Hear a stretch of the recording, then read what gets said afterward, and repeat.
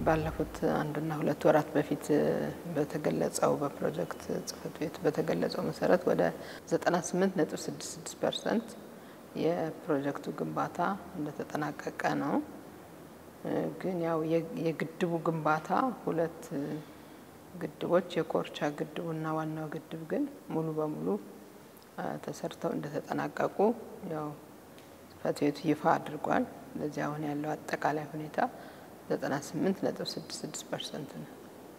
የግድቡ ግንባታ ሁለንተናዊ ድጋፍ ነው የሚሰጠው። እኛ አሁን የገንዘብ ድጋፍ የምናነሳው ከባንክ በቦንድና በልገሳ የተሰባሰበው ከባንክ ብቻ የተገኘ መረጃ ነው። ይሄም ደግሞ ወደ 23.2 ቢሊዮን አካባቢ ከተጀመረ ጀምሮ እስካሁን ድረስ የተሰባሰበው ነው ያለ። ይሄ በጣም ጥሩ የህብረተሰብ ተሳትፎ የታየበት 23 ቢሊዮን ብር በጣም ትልቅ ገንዘብ ነው። ከዛ በተረፈ ትልቁም ትንሹም ህፃኑም ማዋቂው የተሳተፈበት ነው። ከ8100 1 ብርም 3 ብርም በማዋጣት ከ25 ብር ጀምሮ ቦንድ በመግዛት እንደ አቅሙ እስከ ሚሊዮኖች ድረስ የተለያዩ ደግሞ ውጭ ሀገር የሚኖሩ በኦንላይን በአፖች ድጋፍ ያደረጉበት አጠቃላይ ገንዘቡ ወደ 23.2 ቢሊዮን ብር አካባቢ ይጠጋል።